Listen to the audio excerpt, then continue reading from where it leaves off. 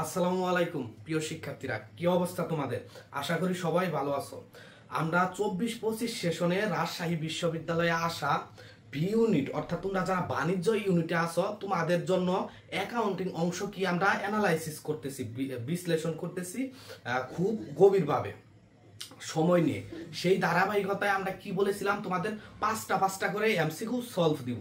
অর্থাৎ আমাদের শুধু পাঁচটা এমসিকিউ পড়া হচ্ছে না, আমাদের পাঁচটা টপিক পড়া হয়ে যাচ্ছে। অর্থাৎ এই রিলেটেড যত এমসিকিউ আসুক না কেন তোমাদের বিভিন্ন পরীক্ষায়, তোমরা কি ইজিলি সবগুলো কি সলভ করতে পারবা, সেই চিন্তাধারা থেকে কি আমরা ভিডিও দিচ্ছি। তো কথা না বাড়িয়ে চলো একদম সরাসরি আমরা চলে যাই। পূর্বের দুইটা ক্লাসে আমরা 10টা এমসিকিউ সলভ করেছি, আজকে আরো 5টা সলভ করাবো। তো আমাদের 11 নাম্বার দেখো কি আছে, যে অনুপার্জিত আয়ের সমন্বয় দাখিলা।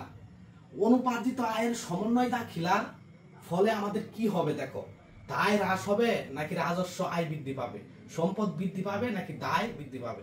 দেখো অনুপার্জিত আয়ের ফলে আমাদের কি হয়, অনুপার্জিত আয়ের ফলে অনুপার্জিত আয় বিষয়টা কি, আমি তাকে সেবা না দিয়ে আমি তার থেকে অগ্রিম টাকা নিয়ে নিছি। কথার কথা আমি বলে দিলাম আমাকে 10,000 টাকা দাও, তোমাকে কি আমি সার্ভিস দিব, কিন্তু এখনো দেইনি, তার থেকে আমি অগ্রিম নিয়ে নিছি, সেটাই কি অনুপার্জিত আয়। তো অনুপার্জিত আয়ের ফলে আমাদের কি হবে, জাবেদা কি হবে, নগদ। নগদ মানে কি সম্পদ, এটা আমাদের কি বৃদ্ধি পাবে, এর জন্য কি ডেবিট হবে। অন্যদিকে আমি যে টাকা নিয়ে নিলাম এখনো তো তাকে সেবা দেইনি, তার মানে কি আমার একটা দায় দায় তৈরি হইলো, সেটা কি, সেটা হবে পদেয় হিসাব। তাহলে আমাদের কি পদেয় হিসাবও কি বেড়ে গেল, আর পদেয় হিসাব একটা দায়, দায় বৃদ্ধি পাইলে কি ক্রেডিট হবে, এটা আমাদের মূল জাবেদা। এখন বলছে যে অনুপার্জিত আয়ের সমন্বয়, এখন একটা সময় পর কি হবে, আমরা তাকে কি সেবা দিব, আমরা যে টাকা নিয়েছিলাম এখনো দেইনি কিন্তু দিব, যখন আমরা দিব তখন আমাদের একটা সমন্বয় করতে হবে, তখন আমাদের কি হবে, তখন কাহিনী কি হবে দেখো, আমাদের যখন তাদের সেবা দিব, এই যে একটা দায় তৈরি হয়েছিল না, কেন হয়েছিল, যে আমি তোমাকে সেবা দিব, দিয়ে ফেলছি, এখন আমাদের কি দায় কমে যাবে। দায় কমে যাওয়া মানে কি, দায় কমলে কি হয়, ডেবিট হয়, দায় যে হ্রাস পেয়েছে এর জন্য কি আমাদের ডেবিট হয়েছে। অন্যদিকে এটা তো একটা আয়, আয় পূর্বে অর্জিত হয়নি, আয় তখনই অর্জিত হবে যখন আমরা তাকে সার্ভিস দিব।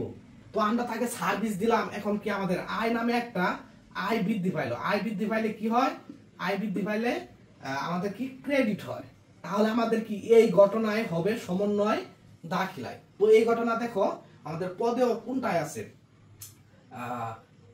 এই বি নাম্বারে দেখো দায় হ্রাস, এই যে আমাদের দায় হ্রাস পাচ্ছে এবং কি রাজস্ব আয় কি আয় আমাদের কি হ্রাস পাচ্ছে, এটাও হবে না, আমাদের এ নাম্বারটা হবে। দেখো দায় হ্রাস পাচ্ছে এবং রাজস্ব আয় কি বৃদ্ধি পাচ্ছে, তাহলে সঠিক উত্তর কি এ নাম্বার।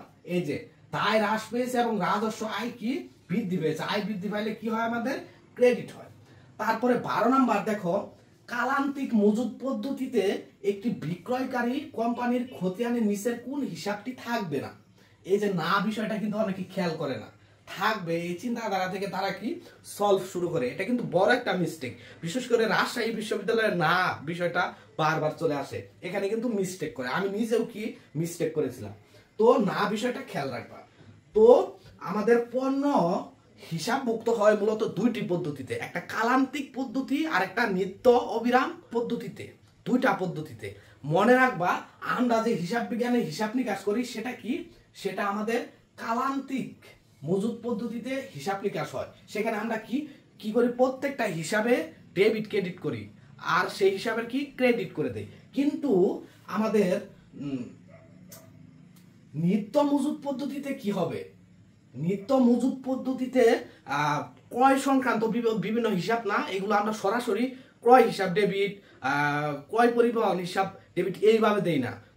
ক্রয় সংক্রান্ত যাবতীয় হিসাব আমরা কি মজুদ পণ্যের হিসাবে নেই, তখন আমরা কি করি, মজুদ পণ্য বাড়িয়ে দেই অথবা কমিয়ে দেই। অন্যদিকে অপরপক্ষে কি করি, আমরা বিক্রয়কৃত পণ্যের ব্যয় আছে না, এই বিক্রয়কৃত পণ্যের ব্যয় এবং সমাপনী মজুদ হয় কমাই দেই নয় বাড়াই দেই, তাহলে এটা কি পুরাই ডিফারেন্ট।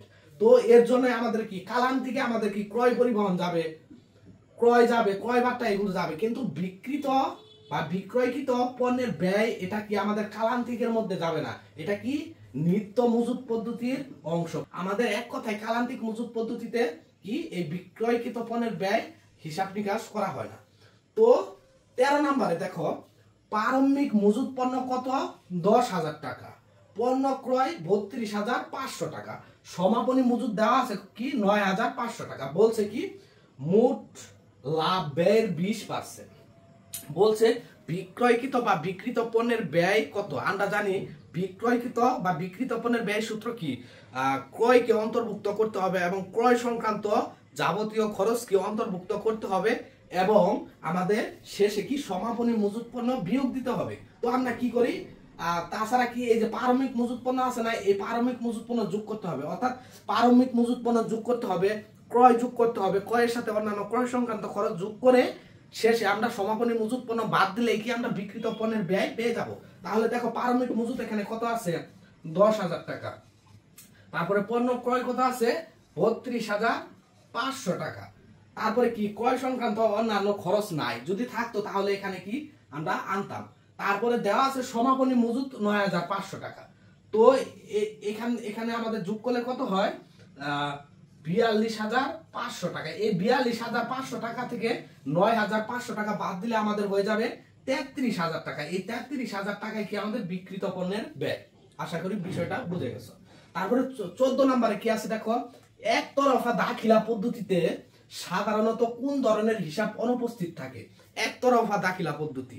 বর্তমানে হিসাব বিজ্ঞানে কি আমরা দুতরফা দাখিলা পদ্ধতি অনুসরণ করি। পূর্বে অনেক আগে কি একতরফা পদ্ধতি অনুসরণ করা হতো। তো একতরফা পদ্ধতিতে কি হয়, আমাদের সম্পদ, মূলধন এবং উত্তোলন এইসব নিয়ে কাজ করা হয়, সেখানে কোনো নামিক হিসাব থাকে না। তাহলে এটার উত্তর কি হবে আমাদের? নামিক হিসাব। 15 নাম্বারটা দেখো, আলী কোম্পানির 500 টাকার সাপ্লাইজ ক্রয় ভুলবশত সাপ্লাইজ হিসাবে 500 টাকা ডেবিট এবং নগদে কি সাপ্লাইজ হিসাবে 5,000 টাকা ডেবিট এবং নগদে কি 5,000 টাকা ক্রেডিট করা হলে কোনটি ঘটবে? সাপ্লাইজ ক্রয় করছে কত? 500 টাকার, কিন্তু সেটা ভুল করছে কত? ভুল করে 500 জায়গায় 5,000 টাকা ডেবিট করে ফেলছে এবং নগদ কি 5,000 টাকা ক্রেডিট করে ফেলছে। দেখো এখানে যদি ভুল ভাবে করে তাহলে কি হয়? তাহলে দেখো 5,000 টাকা ডেবিট, এটা কি সাপ্লাইজ খরচ 5,000 টাকা, কি সাপ্লাইজ খরচ 5,000 টাকা ডেবিট এবং নগদান থেকে সে কি করে ফেলছে? 5,000 টাকা কমিয়ে ফেলেছে। কমিয়ে ফেলে কি ক্রেডিট হয়, যেহেতু সে নগদে ক্রয় করছে। কিন্তু প্রকৃত ঘটনা সাপ্লাইজ আসলে কত ক্রয় করা হয়েছে? আমাদের 500 টাকা। এটা কি ডেবিট করা উচিত ছিল খরচ হিসাবে এবং নগদান আমাদের টাকা কমে যাচ্ছে, নগদান কি 500 টাকা ক্রেডিট করা কথা ছিল, কিন্তু আমরা করে ফেলছি কি 500 জায়গায় 5,000, অর্থাৎ এখানে 500 করে করার কথা ছিল, কিন্তু আমরা করে ফেলছি কি 5,000 টাকা। এই দেখো তাহলে অতিরিক্ত কত করা হয়েছে? এই যে 500 জায়গায় আমরা কি 5,000 করে ফেলছি এবং নগদান কি 500 টাকা কমানো উচিত ছিল, কম করা উচিত ছিল, অর্থাৎ যেহেতু আমাদের থেকে চলে গেছে কিন্তু আমরা 5,000 করে ফেলছি। আমরা কি অতিরিক্ত আরো 4,000 মানে আমরা কি 4,500 টাকা আরো বেশি কমিয়ে ফেলছি। তাহলে এই যে নগদ কম, তাহলে এর ফলে কি হবে? এই 500 জায়গায় 5,000 যদি এইভাবে থাকে তাহলে নগদ এবং সাপ্লাইজ, নগদ কম এবং সাপ্লাইজ বেশি দেখানো হবে। তোমাদের কি এই ভুলগুলো থেকে কিন্তু তোমাদের মেয়াদ চলে আসে, খুবই গুরুত্বপূর্ণ। তো এই ছিল তোমাদের গুরুত্বপূর্ণ 5টি এমসিকিউ।